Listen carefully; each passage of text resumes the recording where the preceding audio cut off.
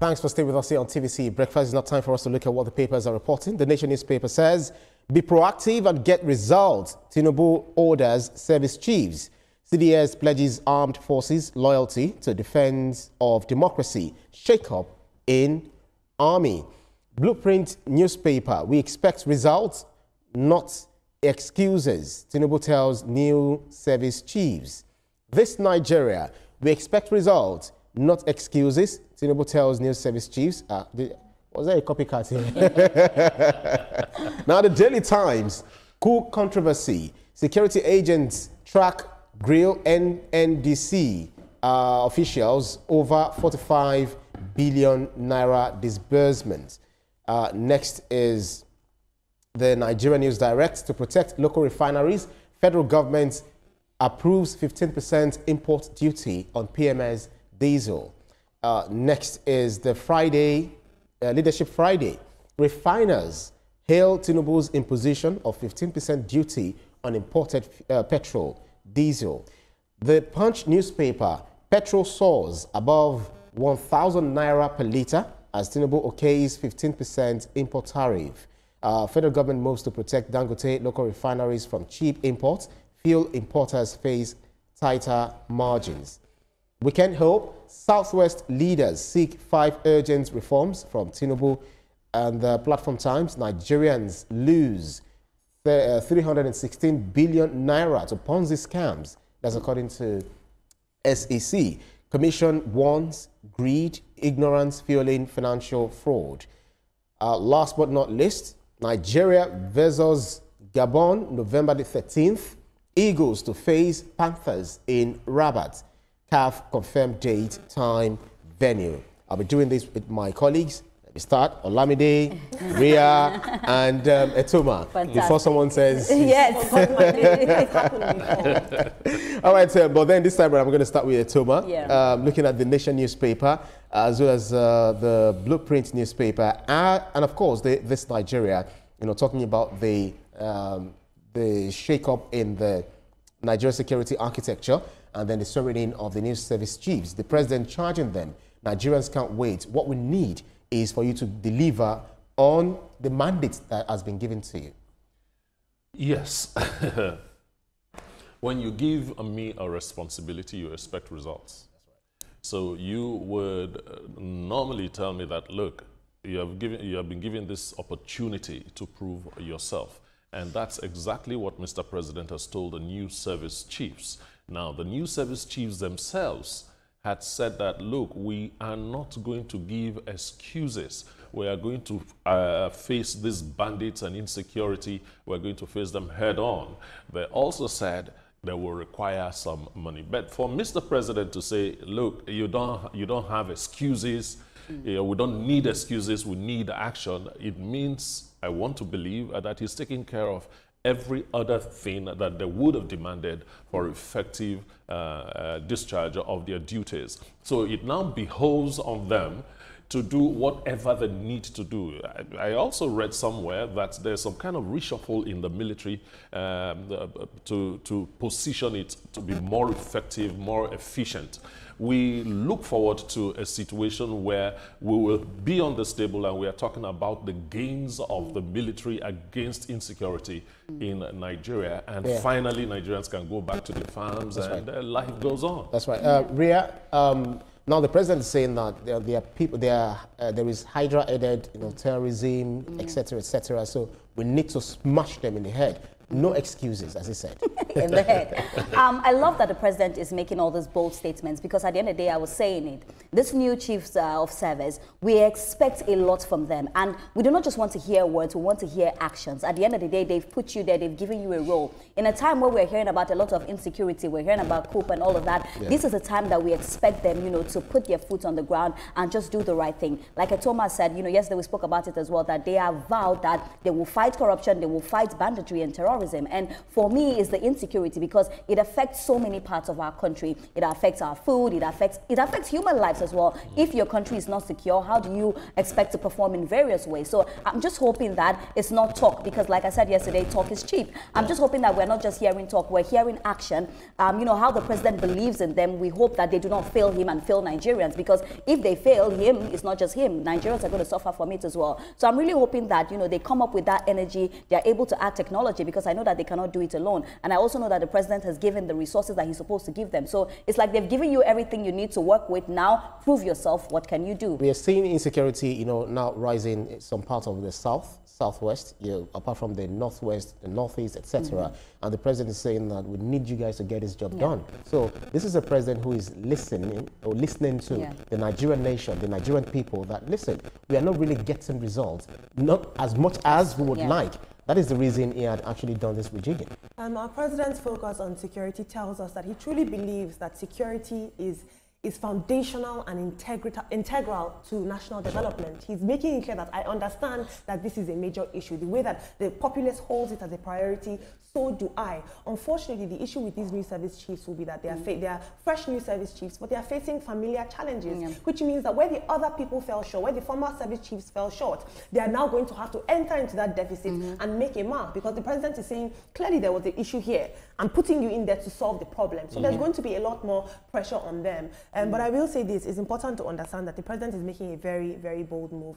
And why do I say this? I say this because if these new service chiefs, by God's grace, they won't, but if they fail, it strengthens his legacy. But if they do very, very well, if they do well, it strengthens his legacy. But if they fail, unfortunately, it could be a headline and it's a taint against the presidency. And so he's making a very, very bold move, and I hope that it goes well so that it can strengthen his legacy and leave a good taste in people's mouth. And just to quickly say to that, I said, I hope they don't fail Nigerians as well, because Nigerians are also having a lot of faith, you know, in them. I have faith in them. I believe that the president has made the right decision. So I'm just hoping that they're able to put their foot on the ground and just make all those moves. I want to wake up to a Nigeria that we're not hearing about insecurity again. I don't want to wake up to a Nigeria that farmers have been attacked. Like, let's make sure that we are safe. We can sleep with our two eyes closed, not keeping one eye open. That's right. Nigeria News Direct says to protect local refineries, federal government approves 15% import duty on PMS diesel. We talked about that. Refiners hail Tinubu's imposition of 15% duty on imported petrol diesel. That's according to Leadership Friday. But this is what I want us to quickly react to. If you look at the Punch newspaper, someone raised concern whether we are ready for the increment. Yeah, hike. I raised the concern. Yeah, so petrol soars above 1,000 naira per litre as Tinubu okays 15% import tariff. Federal government to moves to protect Dangote, etc., etc. So one thing is there something that can be done for us not to have this, you know, the price, you know, hitting the roof? Yes, the government can decide to subsidize for the short period, but I don't think that is when there was this proclamation on May the 29th or thereabout that the fuel subsidy is gone completely. I don't think it's a good idea, but that is the low-hanging fruit for the federal government. The other thing I said is, look, Dangote, the people that are buying from Dangote, definitely their fuel will not be over 1,000. So it behoves on motorists to identify those filling stations and patronize those ones, you know. And let's be very clear on this. We are not going to have this hike for a long time. We're not going to have it for up to a month. And I think, although people say government has no business in doing business, but we still have local refineries, Warri Refinery, Port Harcourt Refinery, Kaduna, you know, etc., etc. Shouldn't we, because we've spent a whole lot of, billions of naira, you know, doing turnaround maintenance. These refineries need to come upstream as soon as possible. Ibrahim, they need to come up like yesterday, you know, like right now. And sometimes am I saying sometimes or all the time, we speak about the refineries on this table, the amount of money that has been pushed into it, but yet we do not see it working. I love that the president is now trying to say, you know what, let's prioritize our local refineries. But Dangote is not just our local refineries. We have other refineries as well. So I'm just hoping that everyone picks up. If we're saying that we want to believe in ourselves, we want to make Nigeria first, it shouldn't just be only Dangote. We should, you know, wake up all our refineries at the end of the day. My worry is about the hike. That's just what I'm worried about, because you know me, I'm for the people. I'm for the people, and people are already talking talking on social media. Even though I know it may not be for a long time, like Etoma said something, maybe they should subsidize. I don't know how that is possible. No. But okay, let me go. It's I not think workable. it's very sad to see that out of the 5 refineries that we have, you know, Dangote and then the 4 NNPC, I believe, state-owned.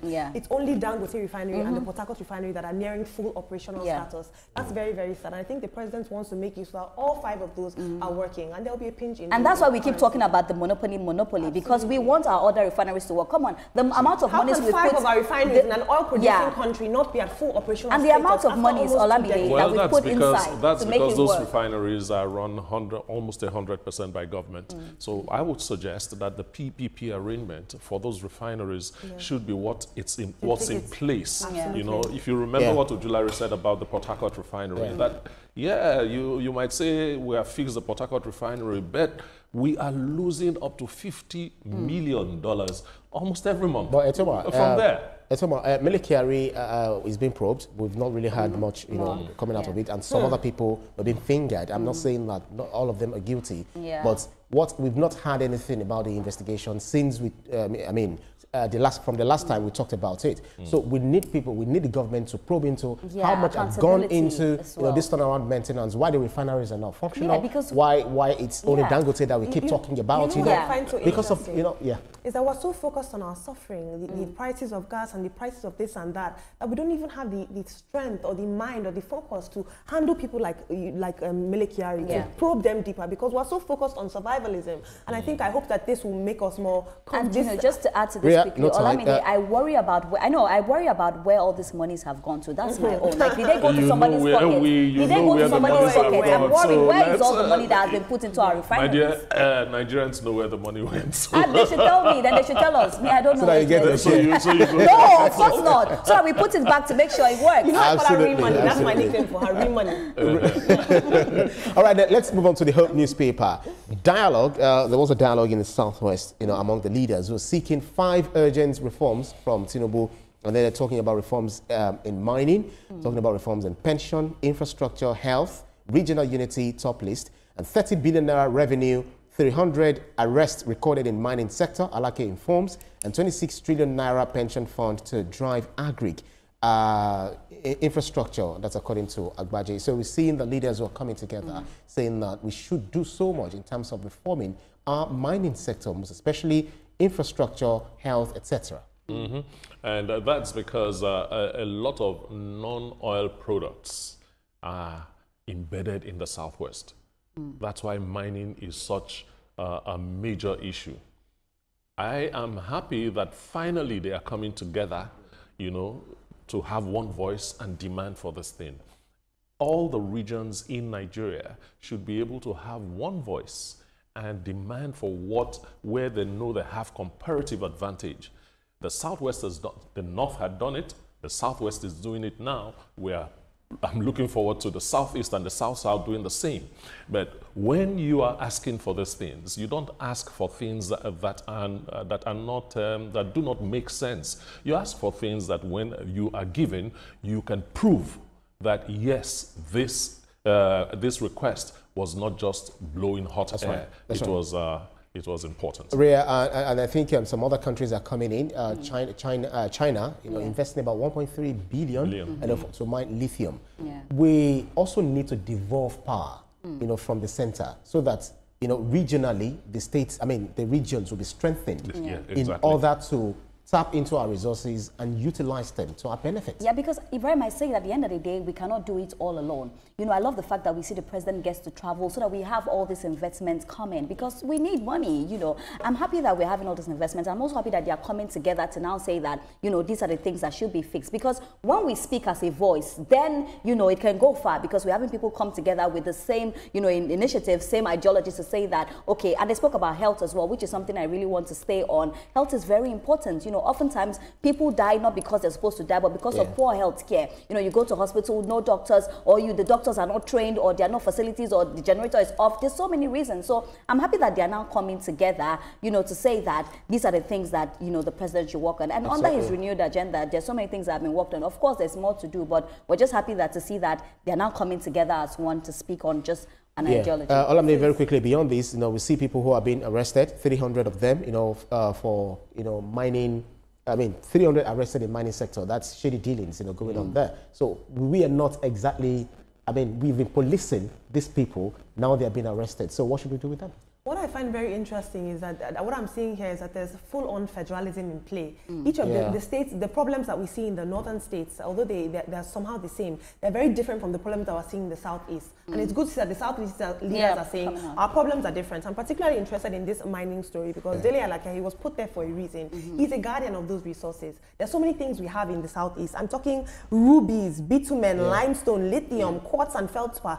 So much. Even rare earth. Yes, rare earth. So he stands as a guardian, and I think they should put a lot of investment into seeing that the insecurity in the southeast is towards their resources and put that in place. Absolutely. Toma, let's move on to the platform times. Okay. Nigerians lose 316 billion naira to Ponzi scams. Then if you look at the commission wants greed, ignorance, failure in financial fraud. MMM, Nospecto. Nospecto, yeah. Okay, good. Others top list of failed schemes, and victims include women who sold homes, cars to invest. But one thing that is for me is ignorance, greed. But I think greed at first is the thing that actually push people into it. Yeah, greed. You just hit the nail on the head. Yeah. You need to hit the nail on the head. Ponzi schemes are so packaged that they are attractive. And that they promise high profit. My dad was in USC those days, and what he told us, his sons, is that any business that promises too much profit is a scam.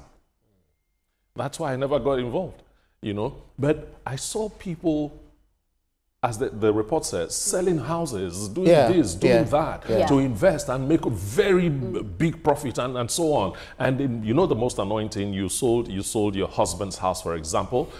You invested in MMM. You came out with some humongous profit. Why didn't you take that money? And maybe you know why I'll argue with something. Etoma? Because I don't just think it's greed. I'm sorry to say, I think it's greed and foolishness, because sometimes those things do not just make sense. People see that, they're giving you, stake this amount of money, and then maybe you don't pay, or you get to pay little interest. How would you believe in this? And after MMM, it's still sad that we still see people fall for this kind of thing. So right now, when I see people that fall for Ponzi schemes, I'm like, what were you thinking? I understand that sometimes we'll say that, oh, greed and all of that, but use your head as well. But I've got to disagree with you guys. I don't think it's always an issue of greed or stupidity. The studies have shown us that poverty actually skews your reality. When you are surviving and struggling, you're thinking of your 3 daily meals, it's hard for you to make proper decisions. Your judgment is impaired. And so honestly, in this case, Ponzi schemes are the opium of the masses. These people are not thinking straight. If my child needs medicine, my child needs food, they need to go to school, I'm going to do what I can, because my judgment in that moment is impaired due to what I'm talking about. I said it the other time, you cannot be poor and foolish at the same time, because you will go into more trouble. Yes. No, you're right. You're will go into more trouble. You're supposed to open your head, because by the time you have the little and you're investing in something you're not sure of the result you're going to get, because these people, they make this money. If the early investors, they use the later investors' money to pay the early investors, and then before you know it, they dump it on you, and then they're out. And you're in serious problem. Last but not least is the Sporting Life, saying Nigeria versus Gabon, November the 13th. Eagles to face Panthers in Rabat. CAF confirmed date, time, venue. We have to do all we have to do to ensure that we win. Don't predict it. Nigeria, Gabon. Shall I predict? It's November 13. No, it's November 13. Shall I predict? They might cancel the program. Why would they cancel it? Why would they cancel the match? So I'm saying Nigeria 3, Gabon 0. I'm going with that. November 13. Don't run away before then. All right, then that's about it for the newspapers up for review. Still